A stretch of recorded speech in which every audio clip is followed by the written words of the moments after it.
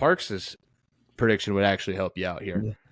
11 a.m. Saturday morning, we are going to find out if primetime and the Colorado Buffaloes are good, if they're bad, who knows? And we're going to learn a lot about TCU as well. TCU and Colorado plus 20.5 and over under a 59.5. Jump into this one. Risa, I'll start with you again. What do you think about this game? Who are you leaning? What are you seeing? I mean, this game only gets the hype because the game only gets the hype because of Dion, right? Like if Dion wasn't this coach, nobody would give a shit about this game. Like if Dion wasn't the coach, they'd be 34-point underdogs. Well, whatever. Either way, like nobody would give a shit about this game. Like it's a new TCU offense. They still have their same head coach, but new quarterback, a whole lot of new guys. I just think it's a chance for Colorado to show up. They're going to introduce their new guys, but for them to be able to be ready week one right away, I mean, the spread is pretty big. I think that's a lot for a team with a new quarterback. And like this Colorado team was completely different from last year. I think that's a big, big number because you really don't know the product that Colorado's going to put out there yet. So I think the spread's iffy, but I mean, TCU wins this ball game. I don't think there's any doubt about it. I just think that's a lot of points for a team that you have no clue what they're going to be like yet. And I have a hard time believing they got so much better in the trenches on either side. Did they really get better at linebacker? Did they really get better at defensive line? Did they really get better at the offensive line? Not that I know of. Maybe they brought in guys, and maybe it's a upgrade technically, but not one that I'm ready to really look at and be impressed by. Parks, what are you seeing on this one? Are you like really wanting to see what Colorado's like? Nebraska goes there week 2, or are you just kind of like, I'll find something else to watch 11 a.m.? No, I'll be watching. I think it's very important how this game goes. I think the line's perfect. I think they couldn't have put a better one because, like you said, you have question marks, but we're talking about a team where any person that returned has the utmost experience against the top talent in college football. Doesn't matter how many there are, but I mean, that alone is going to offer you much, much better than what you're going to get with Colorado, a team who lost to North Carolina Central because it's the same goddamn team. They brought in 52 transfers from a team that lost to North Carolina Central, and they're playing a team that played Georgia. I think the offensive line's a little better than Jackson State was.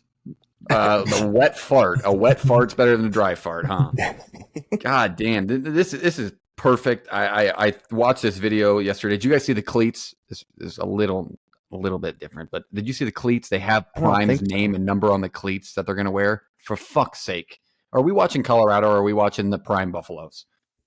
I mean, you could argue it's both. I was going to say, this guy, man. Have you guys seen the Fox ad for it? They had it playing all last weekend where he's riding on the animated buffalo into the game. And what? It made me thought. I forgot this week that they're going to Fort Worth. The commercial made me feel like they were playing in Boulder because he's riding the buffalo. They're going to Fort Worth. Yeah, I know. The commercial just threw me off, and I don't know. They have like the animations, like cartoon stuff. He's riding a buffalo. No, they like CGI'd him riding the buffalo. Yeah, I'm excited. I'm excited to see how this Colorado team reacts when they get punched in the mouth by a Power 5 playoff winning linebacker within the first quarter, to see how they react. Because, I mean, it's a different game, man, and a different speed, and I do not think they'll be ready for it. So, TCU, that's the play. Yeah, they didn't really get eased into this season with their first 2 weeks of playing football. They really could have used, like, beating up on... They didn't get really any easy games. I don't know. Like, Eastern Washington or something. Like, give them somebody beat up on. Northern Arizona. Somebody. But when I look at this game, it's like...